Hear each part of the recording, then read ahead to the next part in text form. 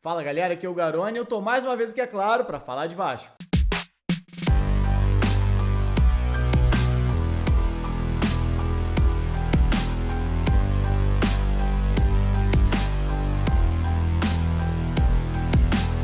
Nesse sábado, o Vasco volta a campo às 7h30 da noite, lá na Arena da Baixada, para enfrentar o Atlético Paranaense em jogo válido pela 35ª rodada do Campeonato Brasileiro.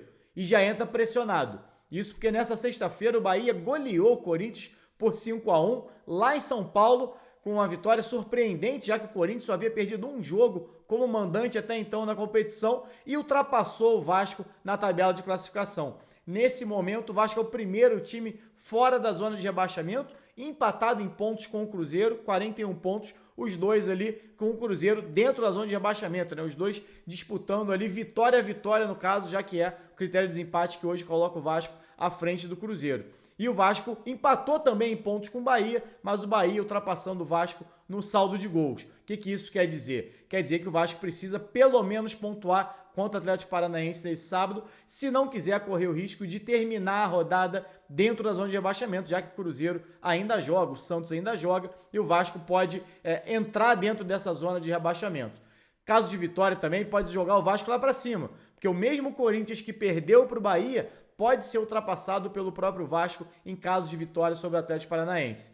Claro que não é um jogo simples. O Vasco não vence o Atlético Paranaense fora de casa, né, jogando em Curitiba, desde 1998 pelo Campeonato Brasileiro. Uma vitória de 2-1 com gol do Donizete no finalzinho, garantindo o triunfo cruzmaltino. O Vasco não pontua jogando fora de casa contra o Atlético Paranaense em jogos de Campeonato Brasileiro desde 2011, o empate em 2-2 com 2 gols do Elton, impedindo ali a derrota do Vasco por 2-1. Então é um adversário difícil. Se a gente for olhar um retrospecto de maneira mais ampla, sem ser só Campeonato Brasileiro, o Vasco não vence jogando fora de casa contra o Atlético desde 2007, aquele 4-2 na Copa Sul-Americana, onde o Vasco conseguiu esse último triunfo contra o Furacão jogando lá.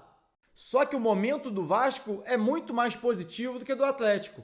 O Vasco vem numa sequência de 5 jogos de invencibilidade. É a maior sequência invicta do Vasco no Campeonato Brasileiro desde 2019. E caso consiga pontuar contra o Atlético, seja um empate ou uma vitória, claro, a vitória sempre melhor para o Vasco vai igualar a sua sequência de 2018, de 6 jogos sem derrota no Brasileirão, o que nos últimos anos é uma das maiores séries, ficando atrás apenas de 2017, quando a equipe conseguiu ficar 11 jogos sem perder, mas uma sequência ali de muitos empates e poucas vitórias, 4 vitórias e 7 empates naquela sequência. O Vasco, nessa sequência bem mais curta, já tem 3 vitórias. E o Atlético Paranaense, por sua vez, vem de uma sequência de 5 jogos sem vencer no Brasileirão. Empatou os últimos 2, inclusive o último contra o mesmo Bahia, que hoje goleou o Corinthians. Então, mesmo com esse retrospecto geral desfavorável, do Vasco ter uma dificuldade muito grande de jogar em Curitiba contra o Atlético Paranaense, o momento do Vasco me parece melhor do que o Furacão. E o Vasco tem a necessidade maior. O Atlético já não disputa nada, está muito distante já do G6.